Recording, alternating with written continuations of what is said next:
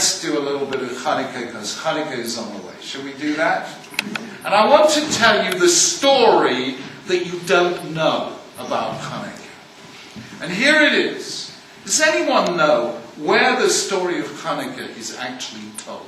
Anyone know? Yeah? Maccabees. Yeah. The story of Hanukkah is actually told in 2 books, both of which are what are called, they're in the Apocrypha, that we call them Sfarim Chitzoniim. What do I mean by that? I mean this. What do we call the Hebrew Bible? What do we call it? We call it Tanakh, right? Torah, Nevi'im, Ketuvim. Torah, the 5 books of Moses, they're the holiest of our books. Then a little below that, under the Nevi'im, the historical books like Joshua, Judges, the 1 and 2 Samuel, 1 and 2 Kings, plus all the prophetic books, Isaiah, Jeremiah, Ezekiel, and the shorter prophets. And then Ketuvim, which include things like the book of Psalms, the book of Proverbs, the Megillahs, and so on and so forth. The last writings to be canonized were the Ketuvim. And there were a group of rabbis who sat and decided which books are in and which books are out.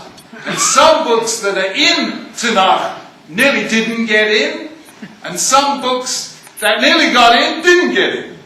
The ones that nearly didn't get in, for instance, were Kohelet, Ecclesiastes.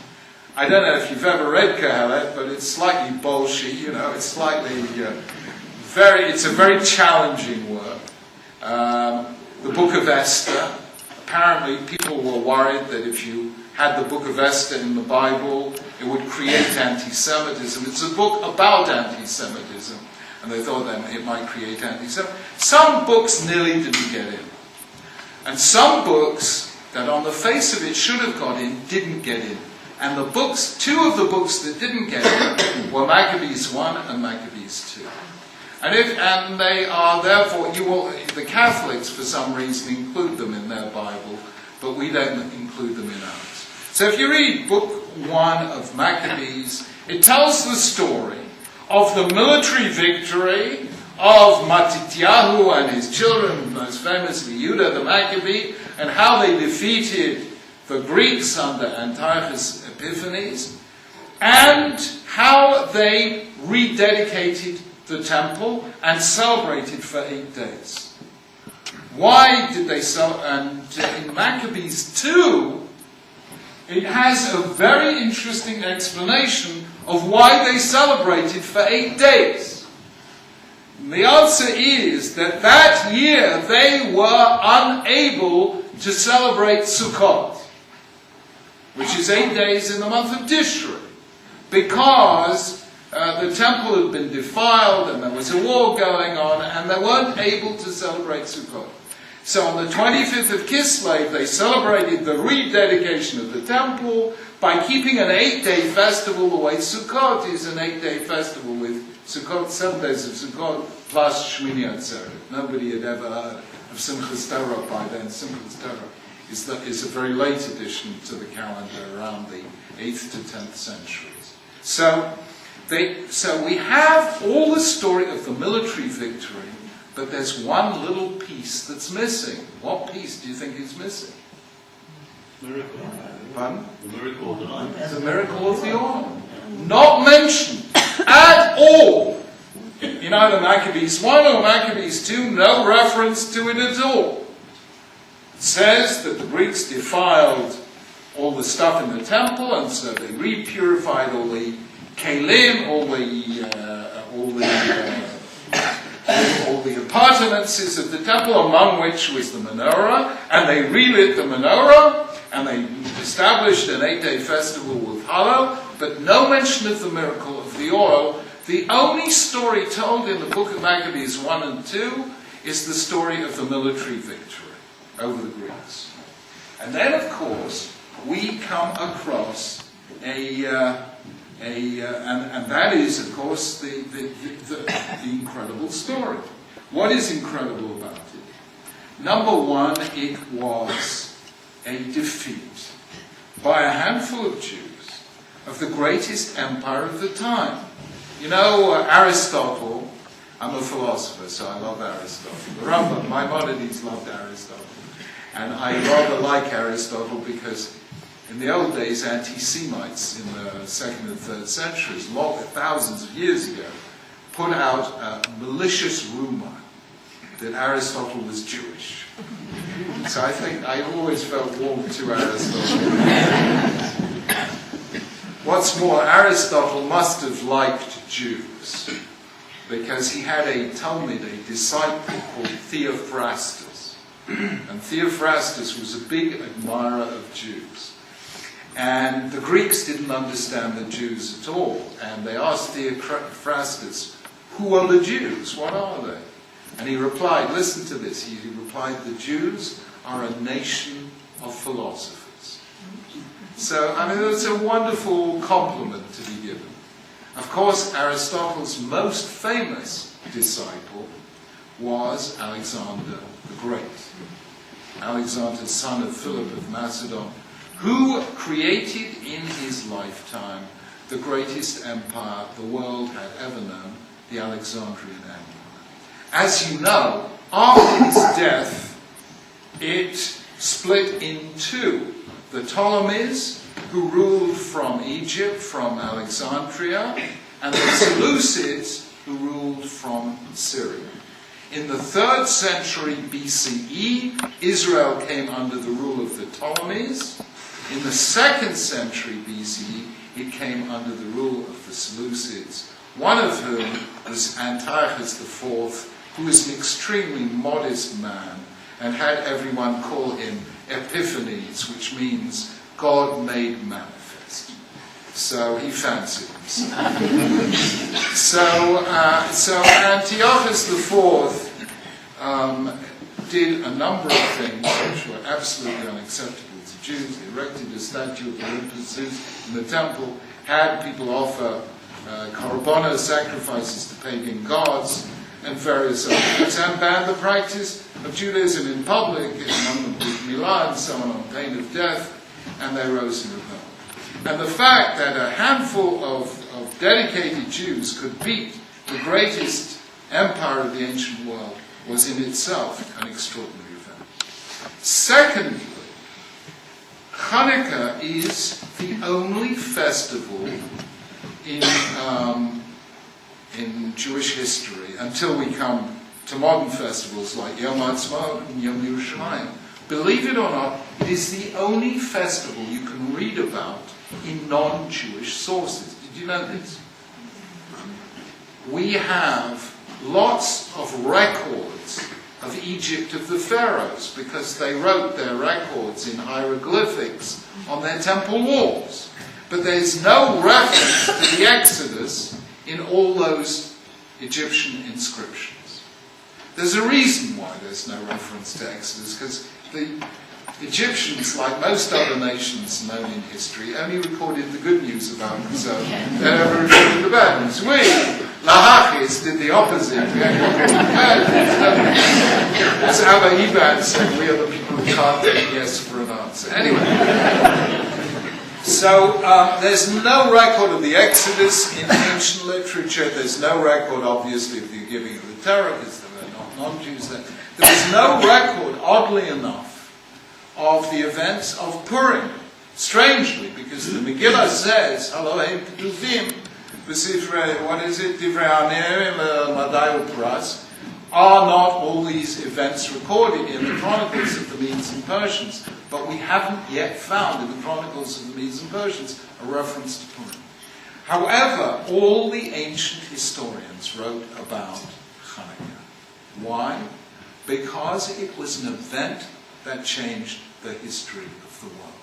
It was the beginning of the end of Greece and the beginning of Rome.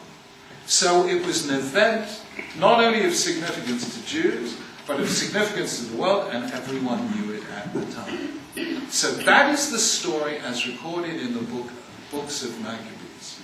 However, as I say, oddly enough, the books of Maccabees were not included in Tanakh, and the question is why? Because it should, on the face of it, be obvious that at least Maccabees 1 should have been included, because what do we have on Purim? We have a Megillah. We read the story. So we should have a Megillah on Hanukkah, and it was written. It's there. It's called Maccabees 1. And yet, it was never included in Tanakh. So the question is why?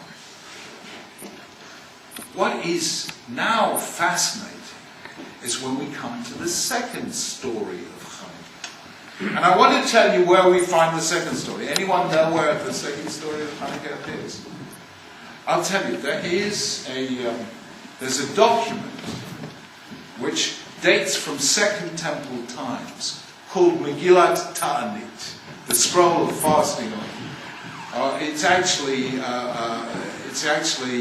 a scroll of not fasting. You know that big rubric in the Singer's Prayer Book of the days when you don't say Tachanun?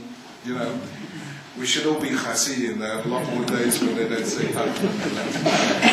There are certain days when you don't say Tachanun because they're happy days and you don't say miserable things on happy days.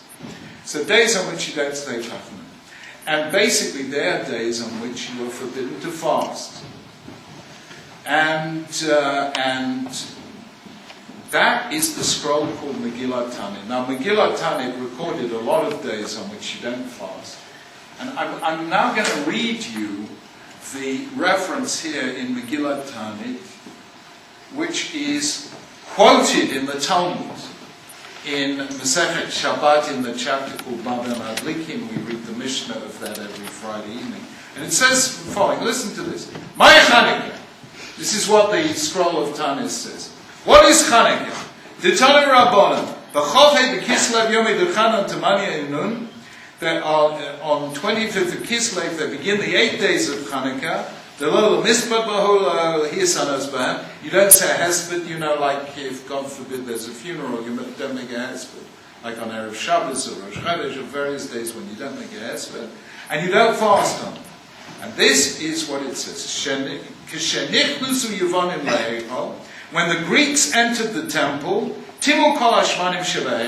they defiled all the oils in the temple, and when the Hasmoneans prevailed over the Greeks and defeated them, they searched and they could only find one cruse of oil which had the seal of the high priest unbroken, and there was only enough oil to last for 1 day, and there was a miracle, and they lit the menorah for 8 days, and the next year they fixed 8 days on which to have a festival with Hallel and Thanksgiving.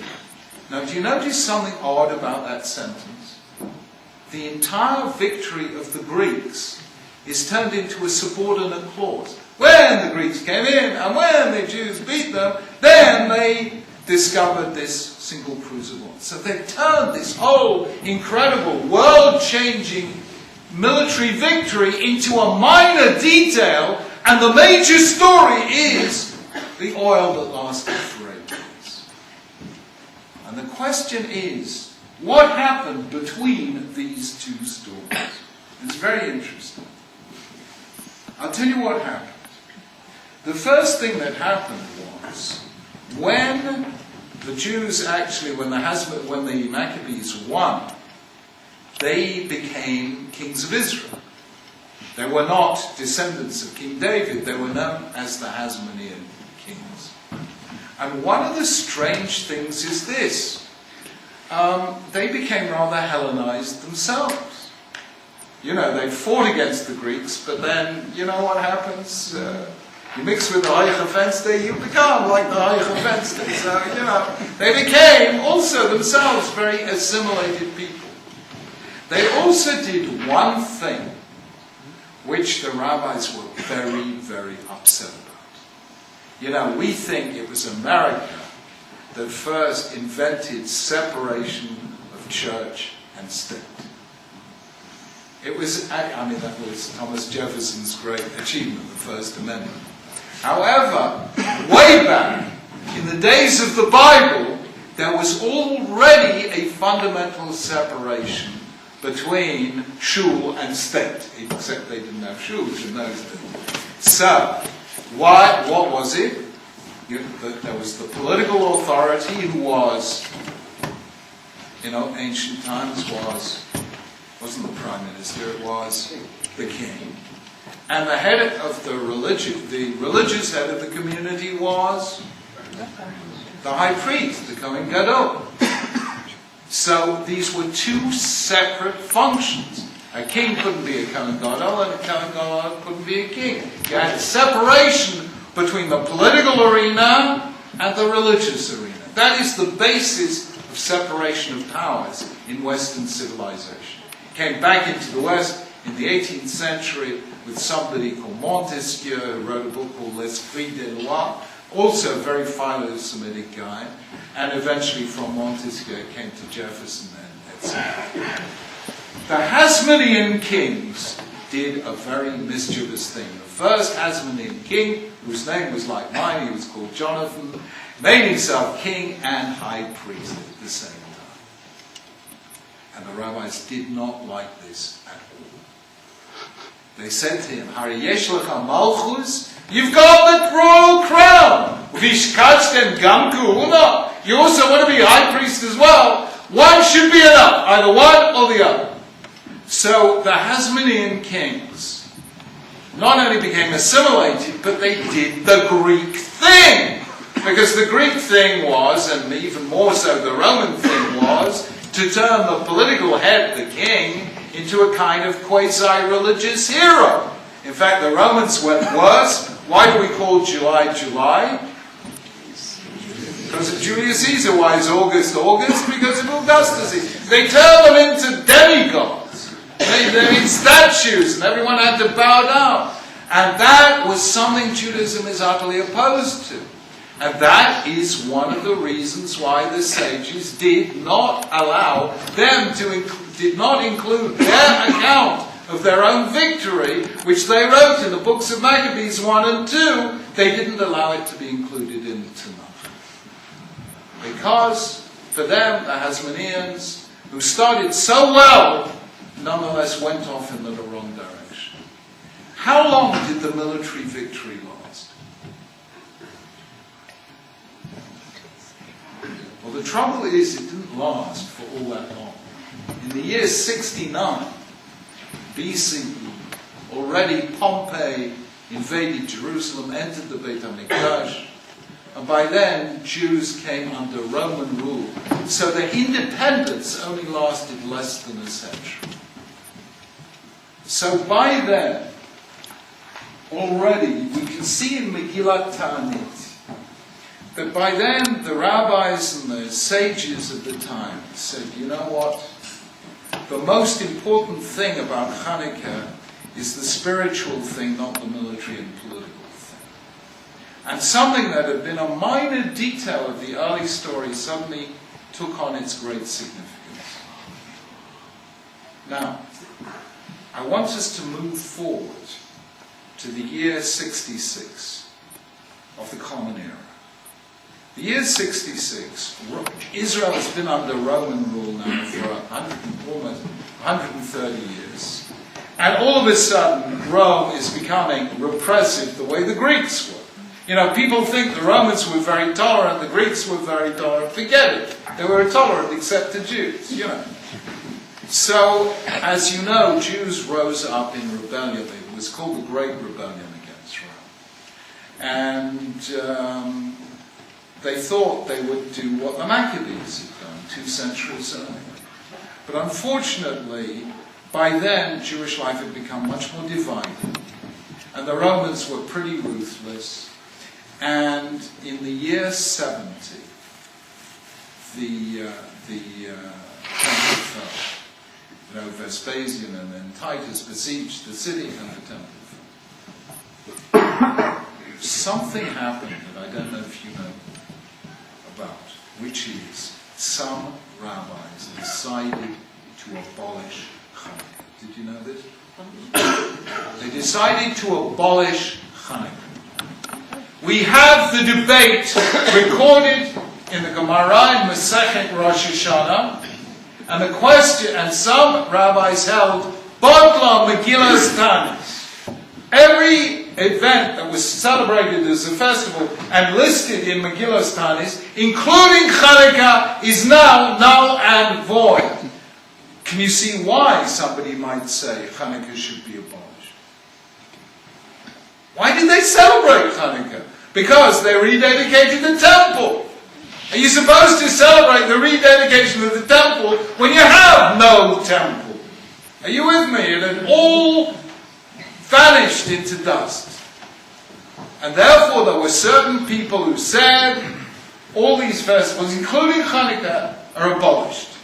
And we know that in the town of Lud, you know, near Ben Gurion Airport today with lots of orange groves, in the town of Lud, some rabbi decided to decree a fast. You know, in Israel they fast for it to rain. You know, in England we fast for it to stop raining. But in Israel, the rain hasn't fallen, they ordain a public fast. And somebody ordained a public fast in Lud on Hanukkah, which meant that the official rabbinate of Lud was abolishing Hanukkah. And some other rabbis got very upset about this. Rabbi Yeshua and who was it? Rabbi Yeshua? Anyone remember?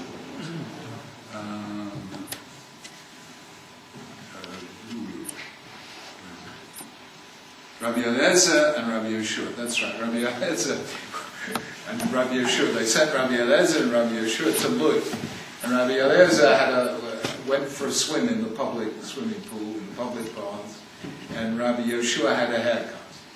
Why? Because there are two things you don't do on a fast. You don't swim in a swimming pool, and you don't have a haircut. So it wasn't enough for them to say, guys, you're wrong for abolishing Hanukkah. We're going to show you how wrong you are, because we're going to do some things that you just don't do on a fast. So, and in the end, Hanukkah was saved. But go figure, why was Hanukkah saved? How was Hanukkah saved?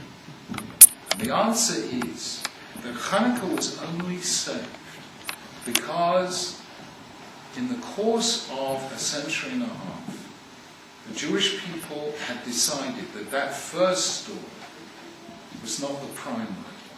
The second story was the real one. Let me explain. There were two battles against the Greeks. Number one was a military battle fought by armies.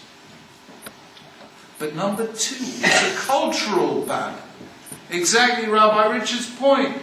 You know, are we prepared to stand up and wear a yarmulke? Are we prepared to stand up and say, we're not like everyone else? The Greeks were fantastic guys, you know. They invented the Olympic Games. It was a wonderful Jew, Ludwig Goodman, who invented the Paralympic Games. But the Greeks invented the Olympic Games. Their architecture was magnificent. Have you been to Athens? You've seen the Parthenon? It's gewaltig. The painting was magnificent. Their philosophy was good. Yeah, their theatre was brilliant stuff. Absolutely brilliant. But Yidden were not like that. You know, sorry, I know it's changed since the State of Israel, but I'm a real Jewish boy, you know. It says on his report, not good at games. Chess, you know. So the Greeks were physical, we were spiritual. The Greeks looked at the visual arts, where we thought, you know, we were much more verbal than visual. We were talking and listening and arguing. And we were different cultures. There's no question. The West was based on these two cultures. Ancient Greece, ancient Israel, the culture of Athens, the culture of Jerusalem. But there were different cultures.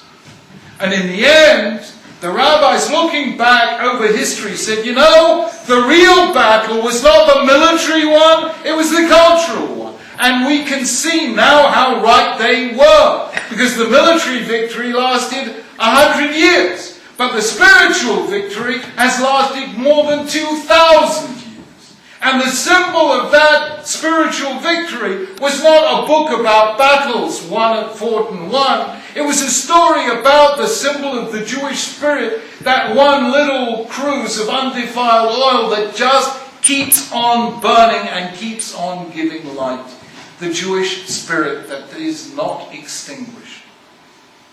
And that became the real story.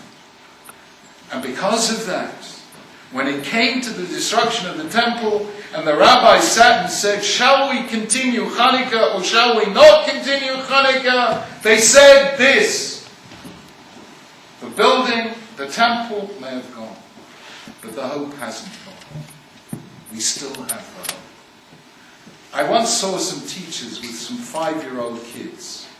It sounds like a bit of a savage thing to do to 5-year-old kids. But they wanted to teach kids a lesson they'd never forget. So they had the kids make a model of Jerusalem.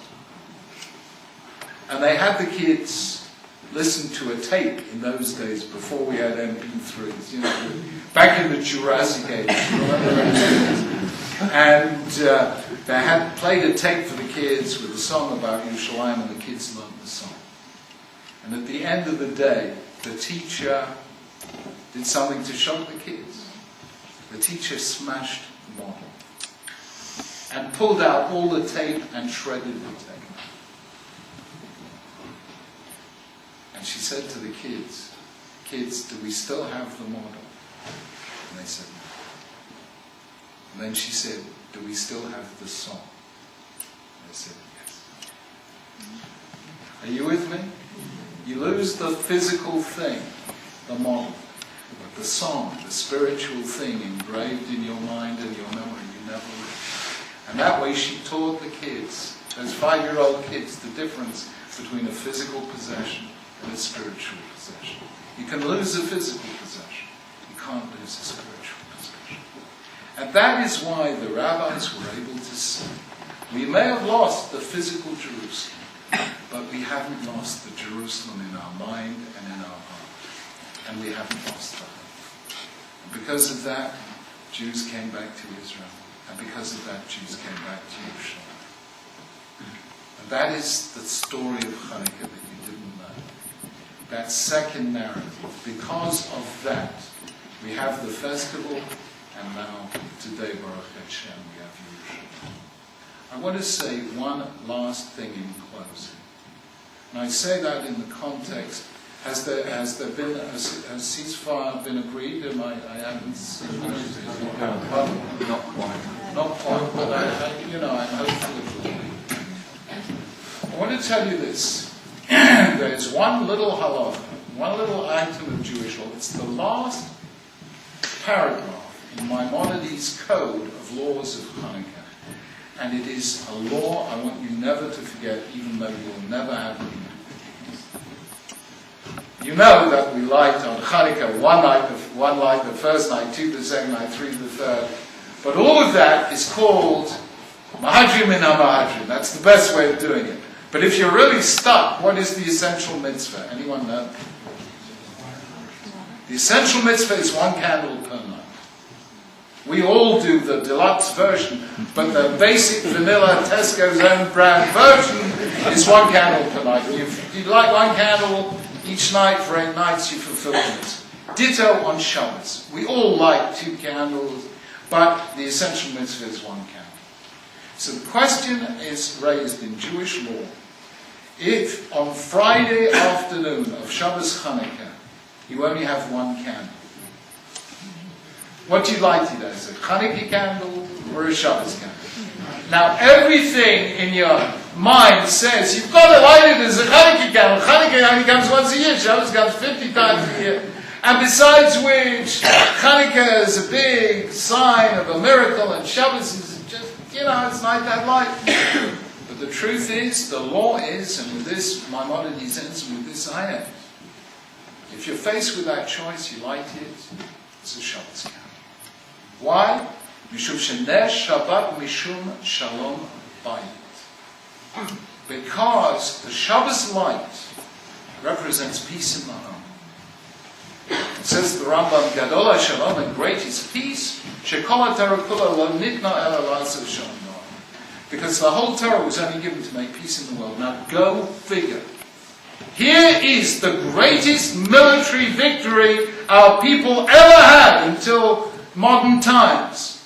And yet when faced with a choice, which takes priority, one little bit of peace or the greatest victory in war, one little bit of peace takes priority over the greatest victory in war. Why do Jews win their battles? Because they only fight them, not because they love war, but because they seek peace. And that is why Israel today is the great nation it is. And why all the countries around Israel who spend their time fighting one another are living, sadly, in poverty, which, if they would only learn from Israel, they could. Israel would help them find their way to hope and to a future for their children. Friends, we are the people who only fight when we need to defend our lives and our country. But our deepest hope is for peace. May Hashem send Shalom al Yisrael in Hera Yomei. Amen.